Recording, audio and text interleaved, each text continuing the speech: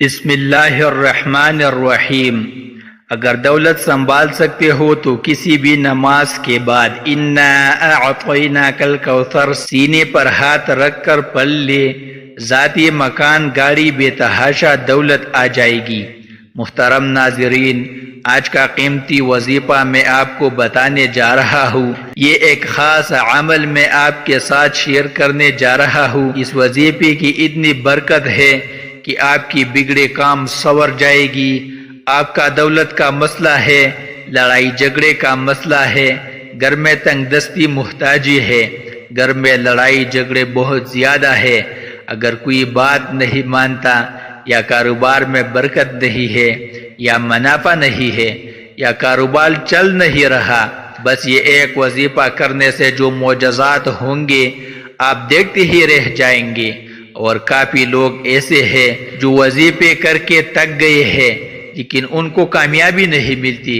ان کے راستے میں اسی طرح کی رکاوٹیں ہیں، اسی طرح کی بندشیں ہیں، تو ان کے لیے بھی یہ عمل ہے، وہ بھی اس وظیفے کو کر لے تو انشاءاللہ اللہ پاک ایسا معجزہ فرمائے گی، اللہ پاک ایسا کرم فرمائے گی کہ تمام مشکلات، تمام پریشانیاں ختم ہو جائے گی۔ آج کی دن یہ خاص وظیفہ کیجئے۔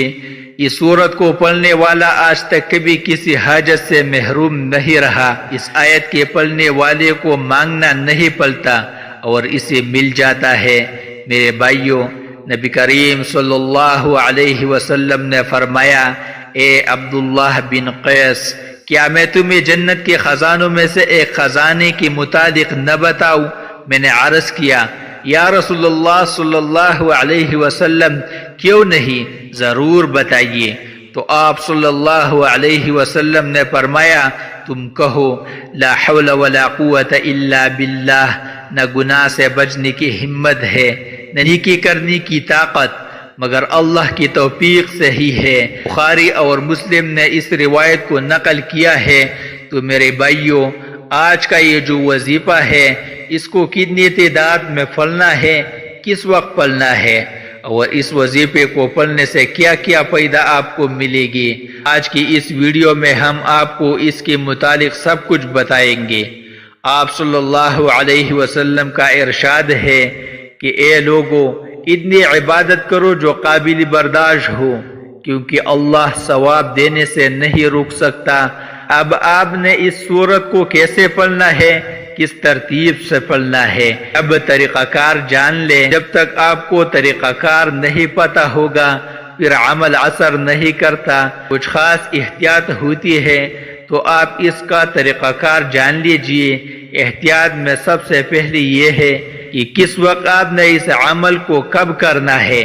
دیکھیے، آپ فجر، ظہر، عصر، مغرب، عشاء، تہجد کسی بھی نماز کے بعد کر سکتے ہو، اس میں کوئی پابندی نہیں ہے۔ جب بھی آپ کو وقت ملتا ہے آپ اس وظیفے کو کر سکتے ہو، اس میں کوئی پابندی نہیں ہے۔ کوئی بھی مرد کر سکتا ہے، کوئی بھی عورت کر سکتی ہے۔ اکثر کچھ مردوں کو بھی مشکلات کا سامنا ہوتا ہے، کیونکہ مرد بیچارے اپنی بیوی بچوں کے لیے، اپنا گھر پالنے کے لیے باہر محنت مشقت کرتے ہیں۔ اسی طرح کچھ عورتوں کو بھی بہت سے مسائل ہوتے ہیں، وہ بھی اس عمل کو کر سکتی ہے، اور لازمی کریں تاکہ آپ کی زندگی میں آسانیاں آئیں۔ دولت، پریشانی، جو بھی آپ کا مسئلہ ہے، بس آپ نیت رکھ کر یہ پڑھیں گے، یہ عمل کریں گے تو آپ کے مسائل حل ہو جائے گی انشاءاللہ۔ اس وظیفے کے برکت سے اللہ پاک کی خصوصی رحمت ہوگی۔ عورتیں اس کو خاص ایام میں بھی کر سکتی ہے، اس میں بھی کوئی پابندی نہیں ہے۔ اگر آپ کوئی عمل کرتے ہیں، کوئی وظیفہ کرتے ہیں، کوئی تسبیح کرتے ہیں، اس کے فوراً بعد بھی آپ اس عمل کو کیا جا سکتا ہے، اس میں بھی کوئی پابندی نہیں ہے۔ وقت کو مد نظر رکھ کر وظیفے کی طرف چلتے ہیں۔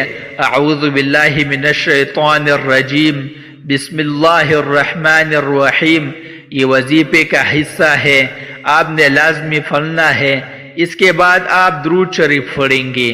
آپ ایک بار میرے ساتھ بھی پڑھیں، اللہم صلی علی محمد وعلی آل محمد كما صليت على إبراهيم وعلى آل إبراهيم إنك حميد مجيد اللهم بارك على محمد وعلى آل محمد كما باركت على إبراهيم وعلى آل إبراهيم إنك حميد مجيد۔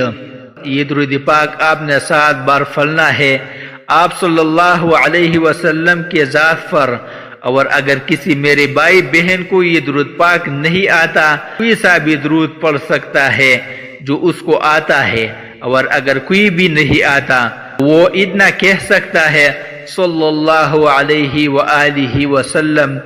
اس کے بعد آپ نے یہ سورت انا اعطیناک الکوثر پڑھنی ہے۔ قرآن پاک کے سورہ کوثر کے نام سے بھی ہم جانتے ہیں۔ اس سورت کو آپ نے کب پڑھنی ہے اور کیسے پڑھنی ہے، کتنی بار پڑھنی ہے، سب طریقہ بتاؤں گا انشاءاللہ۔ جب آپ اس وظیفے کو کریں گے یہ سب پریشانیاں آپ کے اوپر سے دور ہو جائے گی۔ اللہ پاک ایسی صورت میں ہمیں یہ آگاہ بھی کر رہے ہیں کہ ہم غمگین اور اداس نہ ہو، کیونکہ ہر مصیبت کے بعد آسانی ہوتی ہے۔